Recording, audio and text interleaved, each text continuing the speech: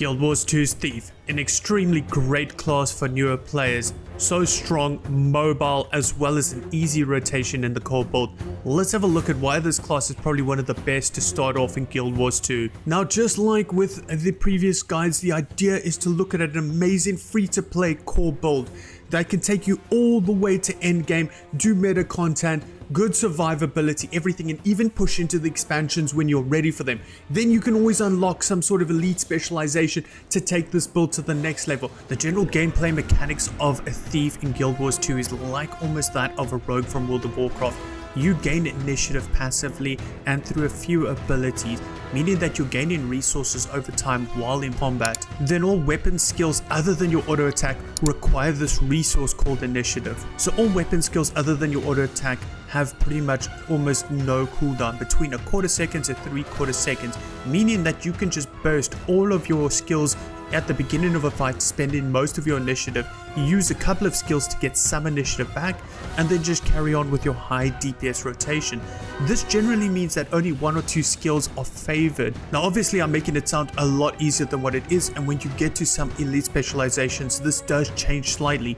But the core of it is that mostly 1 or 2 skills are going to be ridiculously good, and you'll spam them then with auto attacks, making it very easy of a rotation for newer players to pick up, but also something that does take a lot of skill to absolutely master. So what are the downsides to this build? Well, there aren't that many. First of all, I've comboed range and melee, so you've got a good combination of both. You've got high power damage, meaning that you can burst enemies down. You've got big CC. I would say the only downsides is if you don't pick the correct utilities for certain fights, you might struggle to deal with mechanics. Now for gear and stats, we're going to look at a couple of options because there are a few options. Now, one way to build is to go pretty much pure berserker power build, and this allows you to transition into something like a power Deadeye, power Daredevil, those sorts of things.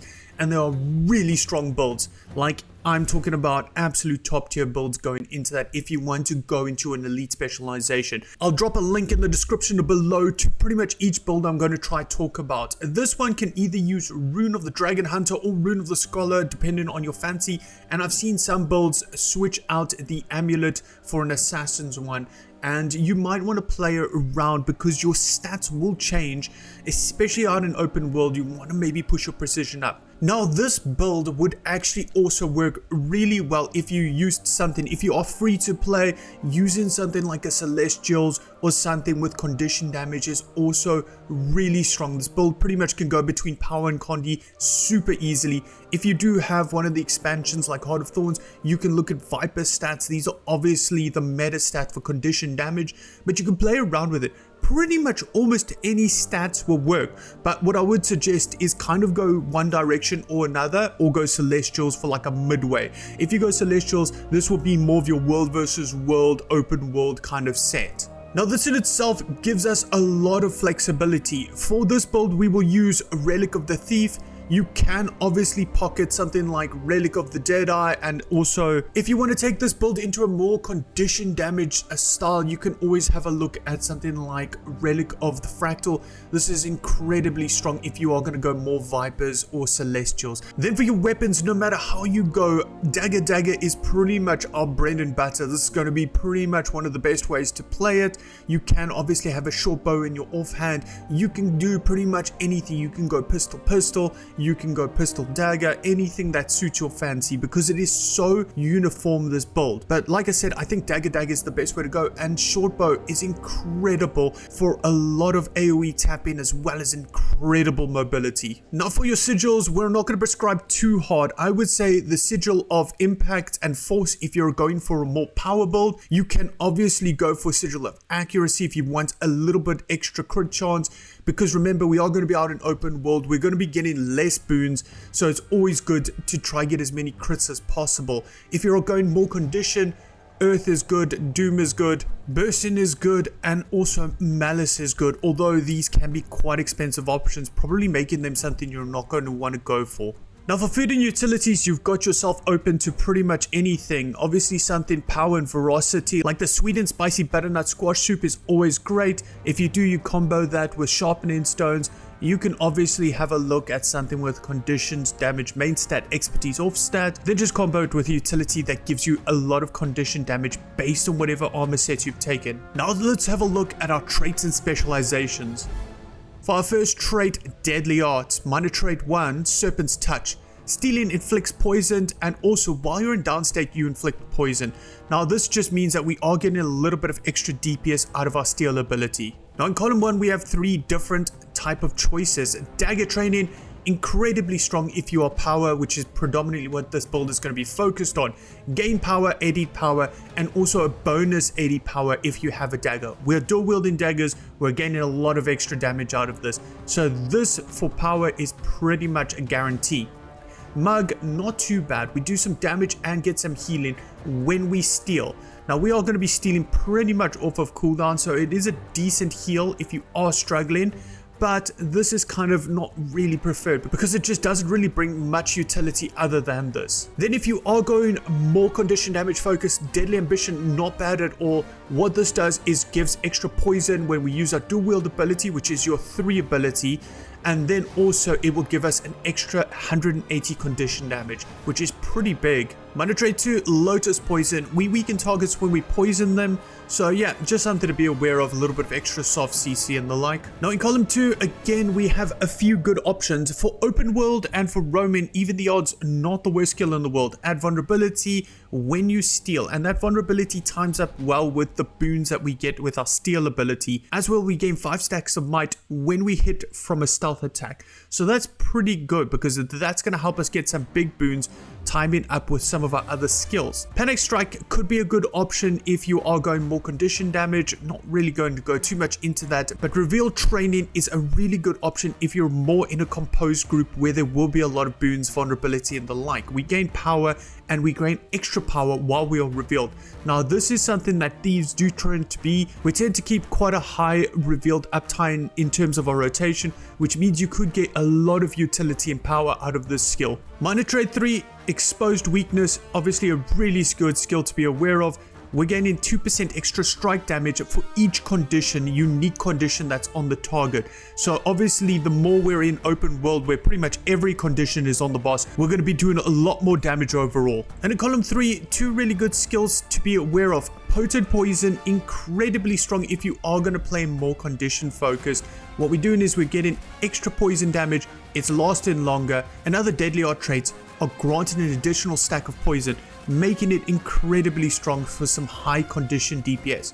For power, we're looking at Executioner, very simple skill. When the target's below 50% health, we're doing 20% more damage. So this is just a really good tail ender for most fights. Specialization number 2, Critical Strikes. Minor trait 1, Keen Observer. When we're above 75% health, we've got an extra 15% crit chance. So yeah, obviously trying to keep yourself above 75% health, big DPS gain. In column 1, we have a few good options. Assassin's Fury, not a terrible skill. We gain 3 stacks of might for 8 seconds when we gain Fury. Now this could be quite often in more structured groups, although probably then you're not going to really care too much about your might uptime because you'll be gaining it from another source. But this could be pretty good if the third skill, Twin Fangs, is not ideal. Now Twin Fangs, what this does is gives us increased crit damage when we're above 90% health. We basically gain 7% extra crit damage. But we also gain 7% extra crit chance if we hit the target from behind or the sides, the flanks. Now this means that we basically get a sigil of accuracy built into the skill as long as we don't have the attention of the target or the target is not defined. But this means we can do some massive DPS.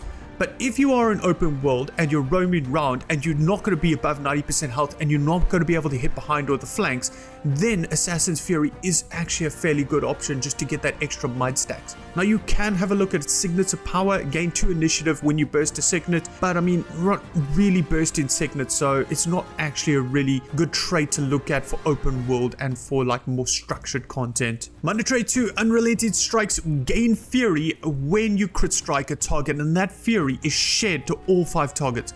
Now that's 50% Fury uptime because we get it for 4 seconds and this has an internal 8-second cooldown. Now that also could pair fairly well with Assassin's Fury for the might uptime, but also just a really good skill to have even in 5-man groups or raid groups to help cap Fury uptime. Now in column 2, 3 really good options to look at. Sundering Shade, very good option for open world. Your stealth attacks give vulnerability as well as fury. Remember that fury could be in use for Assassin's Fury if you have that traded, and a really strong skill overall to keep up high vulnerability uptime. But if you are doing more structured content, again, practice tolerance is very strong. Again, veracity based on precision. Remember, veracity is the amount of damage we do when we crit, so obviously that's just a really massive DPS gain. So yes, if you don't need the vulnerability and the fury, I would definitely go into practice tolerance for bigger damage. Minor trait 3, ferocious strikes. We gain 10% crit damage when the target is above 50% health, so just helping us do some big damage at the start of the fight. Now in column 3, 2 amazing traits to just be aware of. No quarter is a super important skill. This allows you to extend the duration of Fury when you land a crit strike with Fury active. It just extends the Fury by an extra 2 seconds. But not just that, while we have Fury, our veracity is increased by 250. So that's just massive damage. If you are in a structured group or you're doing a big meta with lots of boons, definitely no quarter is the way to go. And then for open world and survivability, invigorating precision, we basically lifesteal on our crit hits for 4%. If we do have Fury active, we get 6% lifesteal on crit damage. And then into our last specialization, Trickery. Minor trait 1, Kleptomaniac. When we steal, we will gain 2 initiative. So this is a way to get our initiative back, not just from waiting passively, and also making our steal very nicely loaded. Then even though column 1 has a few good options that you could look at for structured group play, Thrill of the Crime is incredibly strong, not just for structured group play, but also when you are doing solo content. When you use your steal ability, you will give might, fury, and swiftness for 10 seconds, but notice that that is affected by doom duration. So if you do want to have permanent might, fury, and swiftness, you can always play around by maybe using more celestial or diviner pieces to try and up your boon duration. Just also notice that this is 5 targets, so if you are doing things like fractals or structured group play, this is also a really nice way to help out your supports by providing the swiftness, fury, and even a decent amount of might. Minor trait 2, preparedness, increasing your maximum initiative by 3, so having a lot more initiative to be able to use weapon skills, incredibly strong. As well, we gain 150 expertise. Now this is obviously strong, especially if you are going to go for more of a condition build, but even just having it as a power, still extra DPS for us. Now column 2, incredibly good, so many things to be aware of here. First of all, bountiful theft. What this is when stealing, you will gain vigor. So this adds vigor to our steal ability, incredibly strong. Then what it will do is if the target that you steal from has boons, it will rip up to 3 boons and give them to you and your allies. So that is so strong. Now if the target doesn't have boons, it will give you 5 additional might instead. So this is a really strong way to not just boon rip off of a target, but buff yourself and your party. The next in column 2, Trickster. This removes 2 conditions when using tricks. So this can be fairly strong if you do need more Condi cleanse. So as opposed to boon ripping off of the target, if you need Condi cleanse, this is a strong way to go. You can always look at taking some of the extra tricks then to try and get some more condition cleanse. And then finally, pressure striking. When interrupting a foe, you give them 2 stacks of torment. Now this is on a 3-second cooldown, so you can't just spam some sort of interrupts to try and stack as many torments as possible. But if you are playing more of a condition build, torment in general is incredibly strong, so this can be a really good source of DPS. Minor trait 3, elite attacks, such an amazing skill. Basically when we use initiative and we deplete it, we gain increased damage 1% per an initiative spent. So that's a maximum of 15% currently with the way we're set up. It also reduces the recharge of your steal ability. Now we have heavily loaded our steal ability to be super strong. And then in column 3, so many good choices again. Quick pockets, when swapping weapons, we gain 3 initiative. Now this is really good if you don't have something like the short bow and you want to put dagger in the offhand. So when you weapon swap, you still keep your dagger, but that counts as a weapon swap, which means you'll gain 3 initiative every single time you weapon swap. Then we have a sleight of hand. Stealing also dazes the target and reduces the recharge of skill. Now the daze is great, but we're very interested in that reduced recharge for steal so that we can spam steal and try maintain all these boons and also conditions on the target. Now obviously if you are doing structured group play, you might want to maybe look at quick pockets for the power build, but for the condition build, deadly ambush is very strong. Stealing inflicts bleeding, but not just that, bleeding you do is 25% extra damage, so this is incredibly strong if you are playing more of the condition damage variant of this build. Now I have the tough, impossible task of trying to tell you which one of these to go for first. I feel like with Thief, compared to all of the other classes I've done these guides for, it is so much more tight. Although I think first of all, Trickery is very strong. Being able to get extra initiative as well as loading your steal up with so many boons will help you tremendously early game. You've got so much utility built into Trickery that just doesn't come in other lines, making it incredibly strong for your early game first tree to unlock. Then for your next tree, it is a massive toss-up between critical strikes and deadly arts. I would say deadly arts probably would be a better way to go because this seems like a bit more raw power, vulnerability, might, things like this to give you more overall damage. Technically, I feel like you'll get the best use out of critical strikes when you have slightly better gear. So once you start getting towards your like level 70, level 80 and you start to get closer and higher towards crit cap and into structured group play, then critical strikes will start to come really well into effect, making you get so much utility from all of this fury crit chance as well as the healing from crit damage. And now a quick honorable mention to an acrobatics tree. This tree in general will give you a lot of evasion, swiftness, vigor, as well as healing on initiative spent. So if you are struggling more with the survival aspects, you can look at this. Now let's have a look at our utility skills.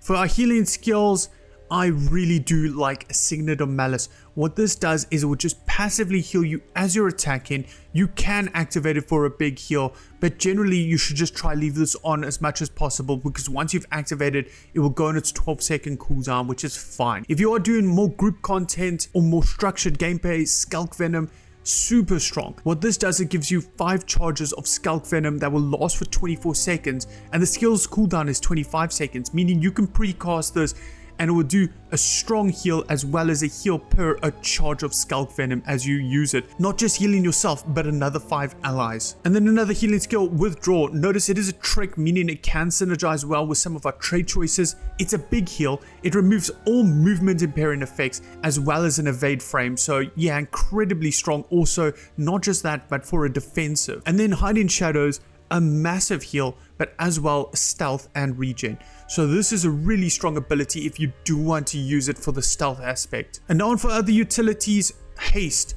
A trick skill, meaning again it can synergize well with some of our trade choices. Quickness on open world, ridiculously strong. Fury and swiftness. So this is a really good source of self boons. Remember, this is affected by our boon duration, so we can pump those numbers up if we want to, getting it closer towards that 20-second mark if you do run the celestial build or something like this. Now this is a skill you can consider dropping when you do structured group play. This is more for your open world self-booning, self-reliance. Notice also it is got a stun break attached to it. Now for the other 2 utilities, we have Signet of Agility. This increases our precision, hence we crit more often, hence we get all those amazing effects from crits, our healing off of crits, everything from our traits that we've chosen. Now if we do activate this, we will remove 3 conditions as well as gain endurance, and that's not just for us but for 5 targets. So this is a really good group utility, but not just that, a really good source of Condi cleanse. Now obviously you shouldn't try and use Signet unless you need to, and even when you do gain conditions, if you are in some group, try let the healers or someone else cleanse you before you burst this, because losing that precision is quite a lot with 180 precision that you gain from the Signet. Then we've got the Assassin Signet, 180 power as well when active, giving you 540 power for a short 5-second burst. Now there is a 20-second cooldown, which means it is quite long but not too long. This means that you can use it towards the real tail end of a fight, or if you know that there's going to be downtime in phase-ins, you can always burst it for just a little bit of tail end DPS. But yeah, you shouldn't really need to burst this. Now when it comes to switching utilities out, if you are doing more structured group play, you can maybe drop haste, and if you want to keep those boons maybe for open world but you want other utilities, you can either look at the Signet of Agility or the Assassin Signet to switch out. Now Thief, like other classes, really blessed with really great utilities to have a look at. There are some fun ones like Shadow Step, allowing you to stun break with a massive range,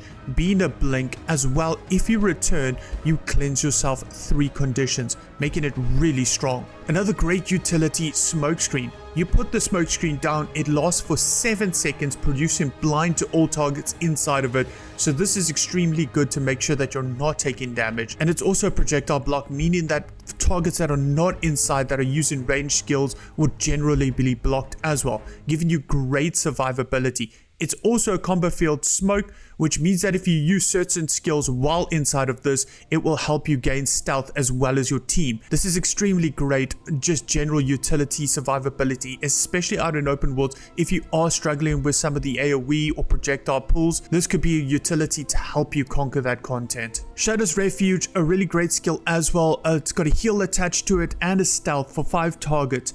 This pulses 5 times for 4 seconds. And also it is a combo field dark.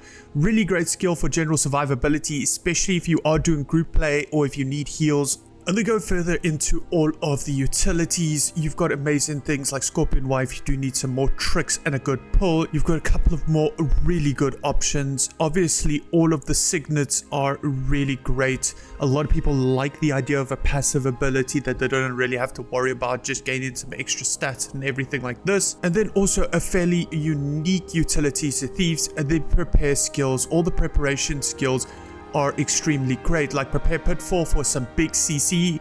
You can pre-place these down and then cast them for the second time to try get the effects. Some of them are extremely strong, like Prepare 1000 Needles, and obviously Prepare Shadow Portal, also extremely useful in a lot of open world fractals and raids if you do need to try get a port.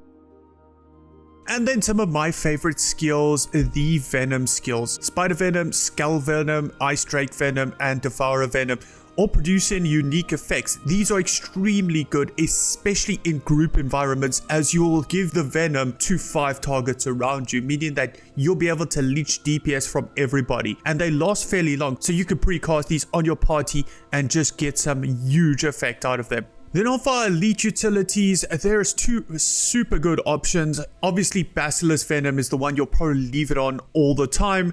This does 150 Defiance Break Bar per Venom, and you can give this up to 5 targets. So assuming that you're hoping your team all hits the target that needs to be CC'd and not some random ad, you can get some massive break bar utility out of this. You can also precast this if you know that an ad's going to spawn, say, with a break bar, so that it's pretty much ready very soon after for more CC. Then also the Thieves Guild is a fairly high DPS option, calling 3 more NPC thieves to come and attack the target. Sometimes I'll even just use this on an open world when I want to get a hero point and I don't really want to fight the ad protecting it. I'll send the Thieves Guild after the ad so I can commune with the hero point. And now, just like the specializations, I'm going to try and give you my advice on which skills to unlock in which order. Now this is actually quite hard with the Thief compared to other classes. You've got a couple of options. If you are the type of person that doesn't like as much active gameplay, you want to just get as much utility as possible out of the start, things like Signet Training can be pretty good, because basically you've just got a passive skill that could be used for active abilities. Very similarly, the Venom tree is very good. So if you do like that slightly passive gameplay, you basically cast this, it applies the Venoms to you, and then you can just hit the target, gaining all these amazing effects. Now, if you are the player that prefers more active gameplay, Deception Training, really nice, because this gives you access to a lot of stealth, as well as obviously Shadow Step, really strong for moving around on the map, and as well you can get into the Thieves Guild quicker, so you've got that extra DPS support. Another also fairly good and active set of skills to look for is the Tricks. A lot of these tricks are fairly fun to play around with. They give you a lot of boon support as well as a nice pull, and can be definitely useful if you want to play more actively. Then the preparation tree is very strong, although generally with the preparation tree, it's better in group environments where you know that a target is going to be standing still. Obviously, if you are one of those people that's maybe going to bait certain ads into these, you can take this, pre-place them, and then bait the ad into them. Now, how are we basically going to let this build come together? Now, obviously, I'm not going to give you some rotation and say do this, because in open world, you've got to adapt, overcome, and try to make the best out of your setup. Our rotation will also change slightly based on what we've selected on our traits. Like if we've taken revealed training, we're going to want to keep up a high amount of revealed uptime. That means that going into Cloak and Dagger to get stealth, make sure that you're in stealth, and then auto attack to gain backstab. Now, backstab is incredibly strong, so if we can try to maintain this, this would be a really strong ability for us. Then auto attacking in general is really strong, regardless of whether you've got the power setup or the condition damage setup. You're going to get a lot of utility just out of auto attacking. Now, obviously, you're going to want to cloak and dagger every now and then to try and maintain a decent amount of revealed and backstab. Also, using up some of the initiative to make sure that we get a lot of damage output, especially from traits like lead attacks. Now, these attacks you'll use Heartseeker for power damage and Death Blossom for some bleeds if you are going more condition damage. Those will pretty much be your in-between skills when you've got initiative to spare. With all that being said, we're going to use Steel pretty much off of cooldown. That 10 seconds worth of amazing boons and also the vulnerability and poison is going to allow us to do big damage for pretty much half the duration. You'll try to time that up with haste, I would imagine, to get the quickness, fury, and swiftness. That will help you also get some big damage. You can obviously stave this for the stun break portion if you are scared about mechanics that might knock you down. Now, you'll notice that the cooldown is 17 seconds and 20 seconds respectively, meaning they won't always align. If you are one of those people that doesn't like to min-max and try to play too aggressively, you can always switch out your traits from sleight of hand to maybe quick pockets or deadly ambush based on whether you're power or condi, to make sure that these are pretty much very close together, and then you can just use them at the same time. You'll also notice that Dancing Dagger 4 has got Torment as well as Cripple being quite a nice soft CC. Then going into Shortbow. Shortbow will be used mostly for mob tapping. The auto attack bounces between targets, making it really strong if you are out in open world and you want to try and tap mobs for loot, or if you're too scared to take a boss head on. Auto attacking is a really strong ability in general for the thief. Then Shortbow 2 cluster bombs into detonate cluster, massive damage as well as great bleed stacks. So this is something that you can weave in when you're in Shortbow.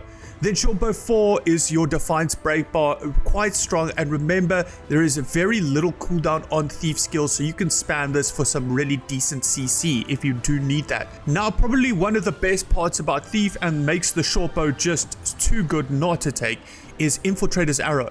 What this does is it fires to an area, I will blink there and then blind all the ads around. So pretty much it's a blink that you can just use to get around really quickly, help tap mobs, as well as a good source of blind. And then if you are playing power, just note that Heartseeker does extremely higher damage the lower the target's health pool is, meaning that the lower, especially below 25%, you'll start to maybe switch out your Cloak and Dagger to make sure that you're spamming Heartseeker to do some big damage. It's also a leap finisher, making it really strong if there are other fields on the floor, or also a really good source if you do want to get yourself more stealth.